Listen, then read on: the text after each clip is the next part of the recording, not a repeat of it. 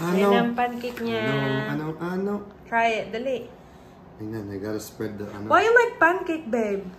Yeah. Gentle lang. Hey, you need to embrace it. Ilong ko medyo lumalaki. Good morning, guys. Good morning. Hindi pa yung ko flour. Hindi pa siya namamatay. Buti na lang. Nilagyan ko ulit ng bagong tubig. Tapos sinaantay ang kanyang... What are you waiting? Pancake. Naantay ang kanyang pancake. Nagluluto pa ako. Kinsley! Kinsley! What you doing? What are you doing? Are you our satellite? Ayaw namin tanggalin yung yung kasi kagabi. Nagtatry na naman siya eh. She keeps wanting to itch your butt, so you gotta keep it on.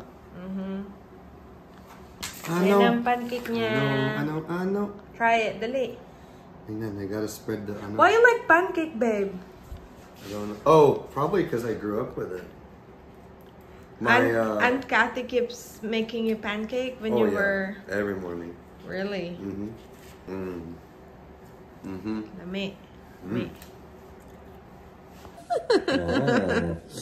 May pa-pre-massage.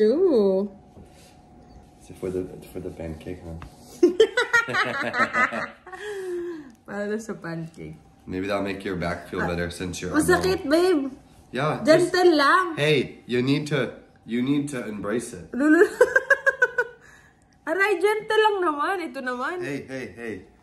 You're tightening. Gentle. You're tightening the muscle.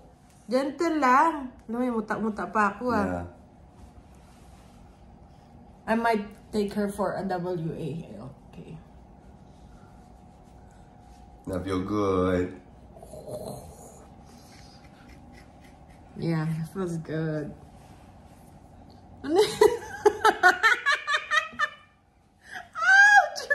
Bam! Aray! You can't ask for a massage and then complain. It tickles! Aray! You got knots in your back. Hey! It tickles enough na. Tama na. It's from your being Tama alone. na! Aray! Masakit nga! Masakit na nakakakiliti. Sabi, Yeah. Kinsley, what you doing? Hi. What you doing? Yeah. What you doing? Just downed all your food, didn't you? Kinsley, what where's you doing? Where's your food? Is it gone? Is it gone? Yeah. What? Ubus na pagkain niya. I think she knows how to spell. I don't know how to spell. You said it and she walked over. Hi, pretty girl. Hi. Oh my gosh. Sabi niya, ikaw naman, mommy. Pet me, please. Ang laki na ni Kinsley. Bakit parang lumaki ka, girl? She looks so big now. Tingnan nyo, guys. Ganyan ka-excited si Kinsley. Pag alam niya lalabas kami, tapos ilalakad ko siya sa labas. Wait lang. Mag-shoes muna si mami bago kita palabasin, ha? Mag-shoes muna si mami. Si Travis. Wait lang. Mag-shoes muna si mami. Sit down. Hey, Kinsley! Ang kulit! Go over to her. Kala niya, ni siya daddy niya eh. Wait lang. You wait. Tignan mo, hindi mapakali. Come here. Hey, come here. Don't get by my hand. Guys, tingnan niyo si Kinsley. Parang lumaki talaga siya.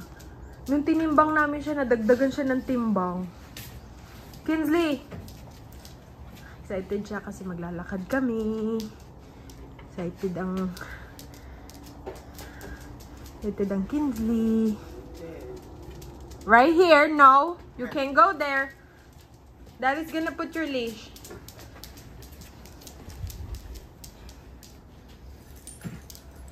Ayaw niya nung nose leash niya, pero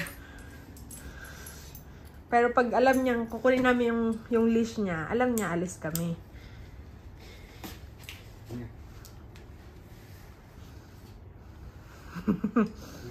Girl, ang laki mo na talaga. Pwede ka nang sakyan ni Ellie talaga. Alis na si Daddy. Ready na si Kinsley. Go for a walk? Yeah. You be good to mommy. She's always good. She thought she's gonna go for her. Look at her. Next time na lang, no? But we will go for a walk. Kiss mo na si Daddy. Kiss Daddy. Oh, good girl. Oh. No. She hates No. it. I love you. Alright, love you. Bye. Bye. Love you. Close the garage, huh? Okay, let's go, guys. Come on. Let's go. We're gonna go for a walk. You know the routine. You know the routine. Come on. Say bye-bye to Daddy.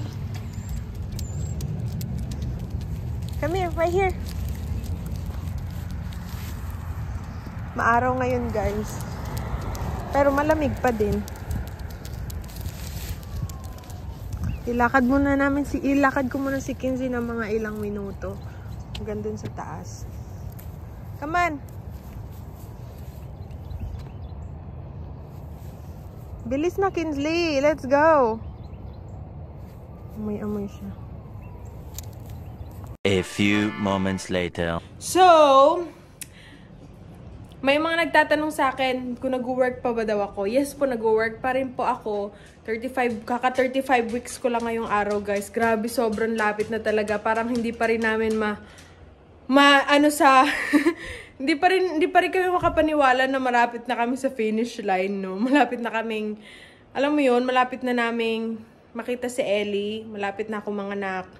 And yes, nag-work ako pero nag-leave na ako ng February 20. So, February 20, saktong pagka 38 weeks ko yun. And, I think naman siguro, depende.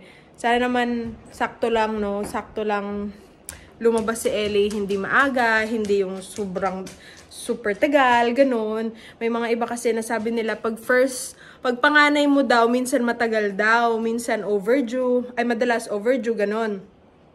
May iba naman na lumalabas agad, ganun, mga 37 weeks, nanganak na sila, diba? Iba-iba, depende talaga. So, ngayon, nakapag-file na ako ng leave, yun. Si Travis, meron kasi siyang paternity, may kasi siya, tawag niyan, yun nga, paternity leave, 4 months ata, 3 months, tapos meron pa siyang 1 month na kailangan niyang, vacation na kailangan niyang gamitin, diba? So, medyo mahaba-haba yung bakasyon ni Travis talaga. So, yun guys. Yung mga kailangan namin is, yung mga importanteng kailangan namin is na i-prepare na namin, no? Yung iba, in-order pa lang namin in-order pa lang namin, kasi hindi talaga namin alam, sabi ng mga kaibigan ko, sis, i-ano mo na, kasi you'll never know kailan sila talaga, alam mo na yun, kailan nila gustong lumabas.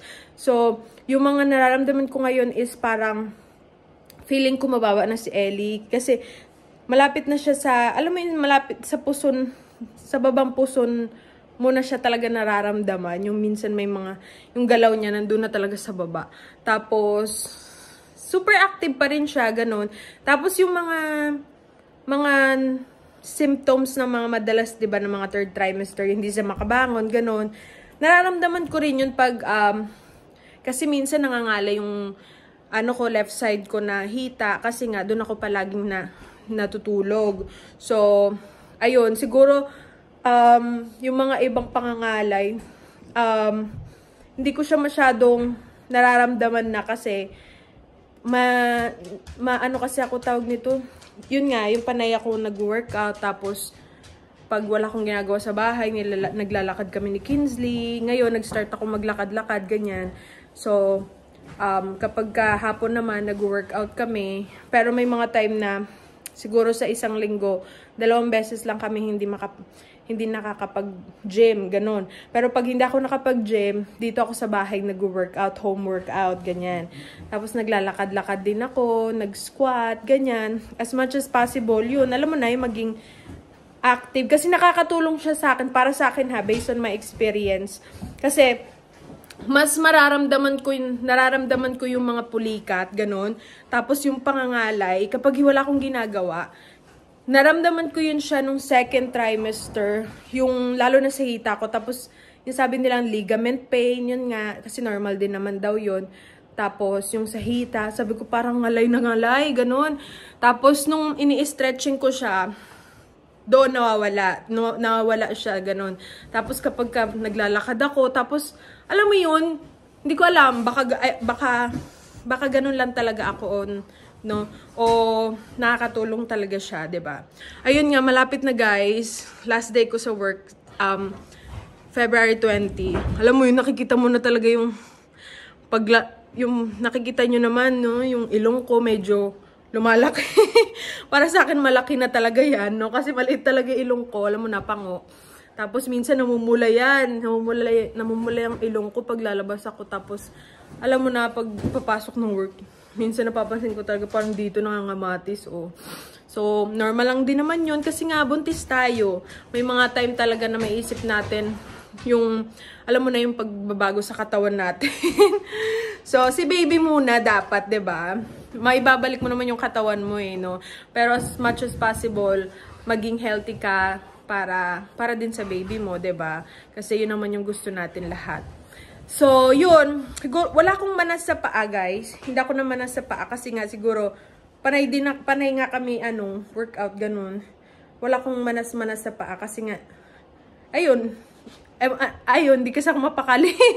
Hindi ako mapakali sa bahay pag walang ginagawa. So, yun. So, ayun guys. Yun lang yung vlog natin for today. And mamaya pa ako papasok mga alas 3 nga. Ayun. Tapos si Travis, uwi din siya mga 4 or 3 p.m. So, babalitaan namin kayo guys. Meron kaming next check-up ngayong February 12. So, February 12 ay 37 weeks ko na yun, no? Ano, girl? Ano? So, yun lang guys yung vlog natin for today. Thank you so much for watching. See you again next time. Bye!